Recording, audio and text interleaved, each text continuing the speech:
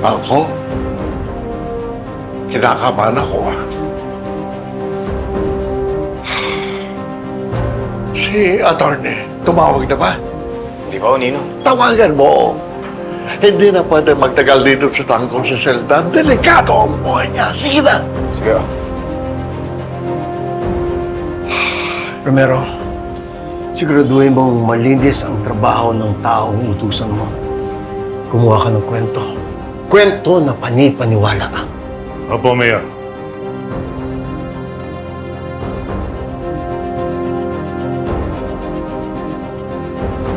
Ikaw si Tanggol, di ba?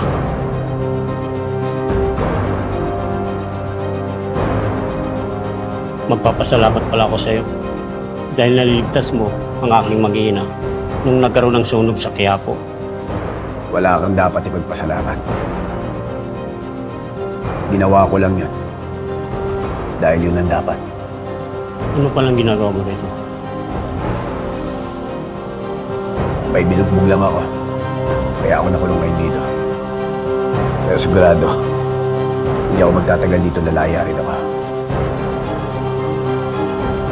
Mag-iingat ka rito, Tanggol. Maraming tarantado rito.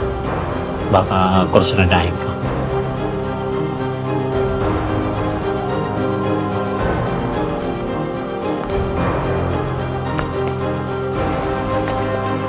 Drago, ginulpi ni Tanggol kanina si Kong Miguelito at ipinahiya.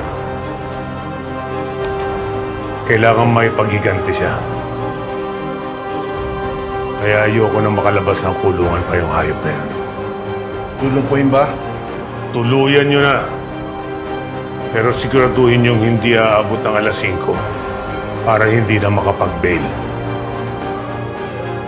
Maliwanag! O sir, Yun na.